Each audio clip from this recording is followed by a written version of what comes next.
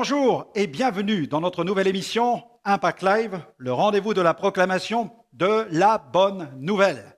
L'évangile, le message de Dieu qui nous a été offert afin que notre vie puisse complètement changer. Un changement. Aspirez-vous à un changement radical?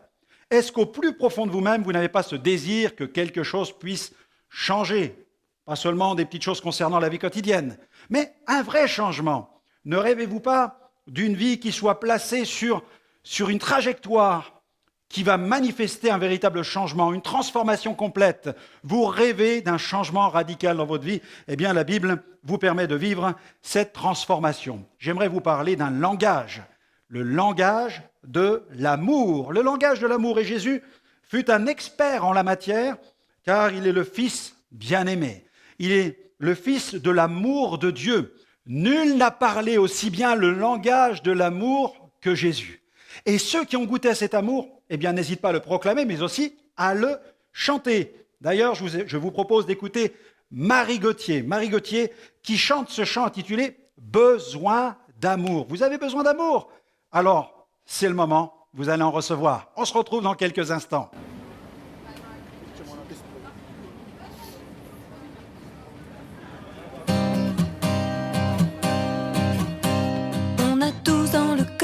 Un besoin vital. On a tous un peu peur d'être seul au final. Est-ce que vous êtes comme moi à chercher autour? Mais c'est chacun pour soi et y a tout le monde qui court. On a tous dans le cœur un vide qui fait mal, une indéfinie douleur. On m'a dit que c'est normal, que tout le monde connaît ça, qu'il n'y a rien contre pour et qu'on est fait comme ça. On a besoin d'amour.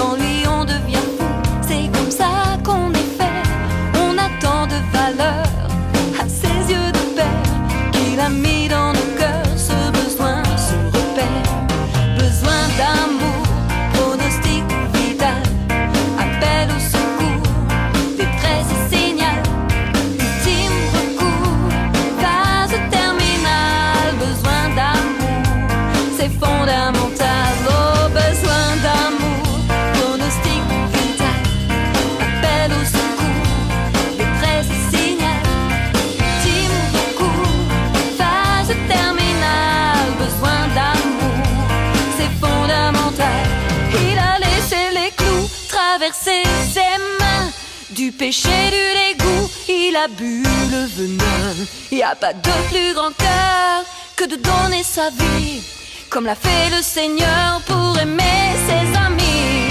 Besoin d'amour, sacrifice total, appel au secours, il entend ton signal. Ultime recours, traitement radical. Besoin d'amour, c'est fondamental. Oh, besoin d'amour, sacrifice total, appel au secours, il entend ton signal. Ultime recours, traitement radical, yeah, yeah, yeah. Besoin d'amour, c'est fondamental. Et j'aimerais lire un passage qui se trouve dans l'évangile de Luc. Luc chapitre 10, verset 38. Jésus va rendre une visite à ses amis, Marthe et Marie. Et la Bible dit, comme Jésus était en chemin avec ses disciples, il entra dans un village. Et une femme nommée Marthe le reçut dans sa maison. Elle avait une sœur nommée Marie qui, s'étant assise aux pieds du Seigneur, écoutait sa parole. Marthe, occupée à divers soins domestiques, survint et dit, « Seigneur, cela ne te fait-il rien que ma sœur me laisse seule pour servir? Dis-lui donc de m'aider. » Le Seigneur lui répondit, « Marthe, Marthe, tu t'inquiètes et tu t'agites pour beaucoup de choses. Une seule chose est nécessaire. Marie a choisi la bonne part, qui ne lui sera point ôtée. Amen. Marie a choisi la bonne part. Et je veux croire que vous avez aujourd'hui choisi, vous aussi, là où vous êtes, la bonne part. Vous vous trouvez devant votre écran de télévision ou votre écran d'ordinateur, vous avez l'opportunité de surfer sur le web ou alors sur un grand nombre de canaux satellites et vous êtes là en train d'écouter ce message. Eh bien, j'aimerais vous dire, restez là. Ne partez pas, prenez le temps d'écouter comme Marie a pris le temps d'écouter la parole que Jésus avait pour elle, car je crois que Dieu a une parole tout à fait spéciale pour vous et ce langage que Dieu désire employer pour vous atteindre, c'est le langage de l'amour. Jésus a pratiqué le langage de l'amour. Regardez ses commandements. Les deux plus grands commandements qu'il mentionne, il va déclarer « Tu aimeras ton prochain comme toi-même ». Ne croyez-vous pas que le monde dans lequel nous vivons aujourd'hui n'aurait pas besoin d'entendre tout à nouveau de tels commandements « Tu aimeras ton prochain comme toi-même ». Des guerres ici, des conflits ethniques par là, le monde a besoin de réécouter, de s'asseoir, de se calmer, de se poser, de réécouter le message de l'Évangile qui dit « Tu aimeras ton prochain comme toi-même ». Et aussi Jésus ajoute « Tu aimeras le Seigneur ton Dieu de toute ta force, de toute ton âme, de toute ta pensée ». Et c'est ce Jésus-là, le Sauveur du monde, qui a lavé les pieds de ses disciples et qui a mis le comble à son amour. Et il a été jusqu'à donner sa vie sur la croix pour les péchés de l'humanité. Il n'est pas venu comme un dominateur, comme un dictateur ou comme un monarque qui cherche la première place sur le trône afin de régner sur ses sujets. Non, Jésus est venu pour manifester l'amour de Dieu et pour donner sa vie en rançon pour l'humanité. Il est mort pour nos péchés. D'ailleurs, la Bible dit, évoquant l'œuvre de Jésus, la Bible dit que Dieu prouve son amour envers nous. Alors que nous étions encore dans nos péchés, Christ est mort pour nous. Jésus est venu pour mourir. Il est venu pour donner sa vie en rançon. Il est venu pour verser son sang afin que son sang nous libère et nous purifie de tout péché. La Bible dit qu'il nous a délivrés de la puissance des ténèbres et que Dieu, au travers de cette œuvre, nous a transférés dans le royaume du Fils de son amour. C'est le Fils bien-aimé de Dieu. Jésus est le Fils bien-aimé de Dieu. Et Jésus, le Fils de Dieu, comprenez bien, quand j'emploie cette expression « Fils de Dieu », je ne parle aucunement d'une relation sexuelle que Dieu aurait pu entretenir avec Marie. Nous ne croyons pas cela, nous qui sommes des chrétiens authentiques et fondés dans les Saintes Écritures. Nous pensons que Jésus était conçu par la vertu du Saint-Esprit, qu'il s'agit d'une incarnation, que Jésus a emprunté ce chemin biologique pour venir sur la terre, le chemin d'une vie biologique pour vivre ici-bas. Tel un bébé, il est né et il a marché dans ce monde. Le Fils de Dieu, le oint de Dieu, est venu du ciel sur la terre. Il a été conçu par la vertu du Saint-Esprit. Il a marché ici-bas et Jésus a parlé ici-bas le langage de l'amour. Il n'y a aucun péché en lui. La Bible dit qu'il parut sans péché. Même le Coran, quand il parle de Jésus, parle d'un prophète qui n'a pas connu le péché. Il n'a jamais été souillé par le péché. On ne peut pas dire du grand nombre des leaders religieux qui ont été les initiateurs de religion sur la terre concernant Jésus. Il a vécu une vie parfaite, une vie sans péché. Et il a manifesté le langage de l'amour par le respect. Dans cette histoire, Jésus manifeste du respect. Du respect pour Marthe, du respect pour Marie. Bien que Marthe s'affaire aux tâches domestiques et que l'autre s'intéresse aux questions spirituelles, Jésus respecte les deux. Et Dieu nous demande de respecter tous les hommes. Jésus n'a pas condamné Marthe pour cette agitation. Au contraire, il a témoigné à son sujet d'un véritable amour. Et puis il a usé de paroles édifiantes. Jésus utilisait des paroles édifiantes. Elle écoutait sa parole. Marie écoutait sa parole. Il y a tant de paroles avilissantes, prononcées, proclamées dans notre société. Des paroles de malédiction, des paroles de condamnation, certaines même qui résonnent comme de véritables sortilèges, qui sont prononcées sur des vies, où l'on dit à l'un ou à l'autre, tu ne réussiras jamais, tu n'es qu'un bon à rien. Et toutes ces paroles qui brisent le cœur, qui nuisent à l'identité, qui affectent la dignité, alors que Jésus utilise des paroles de réconfort, des paroles de consolation, des paroles de pardon. Oui, disons-le, des paroles de grâce. Jésus est venu pour proclamer l'évangile de la grâce de Dieu, le respect, des paroles édifiantes, des moments de qualité. Jésus a pris le temps. Il a pris le temps de s'asseoir pour discuter avec Marie parce qu'il cherchait à développer une relation intime et personnelle avec elle sur le plan de la foi.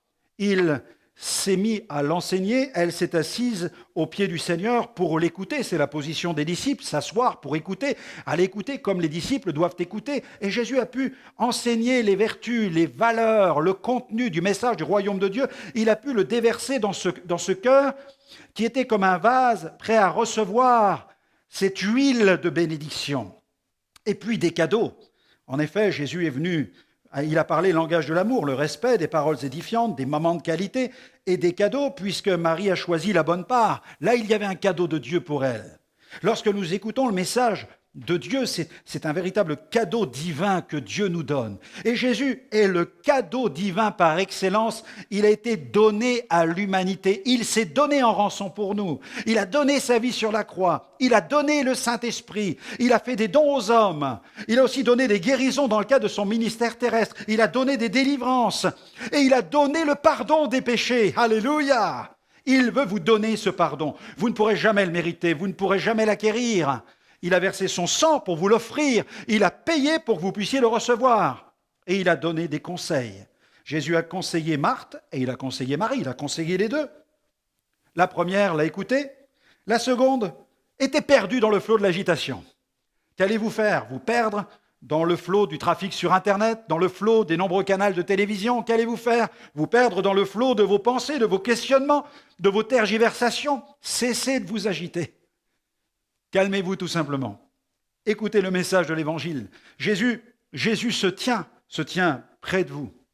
Il vous suffit de vous asseoir quelques instants et de réfléchir au message de l'Évangile et de considérer l'œuvre de Jésus, sa vie sur la terre et le message qu'il vous adresse. Il vous faut considérer maintenant le conseil de Dieu. Dieu vous adresse son conseil, son bon conseil. Et rien n'est caché dans le conseil de Dieu parce que Dieu nous dit comment accéder à cette communion intime avec lui.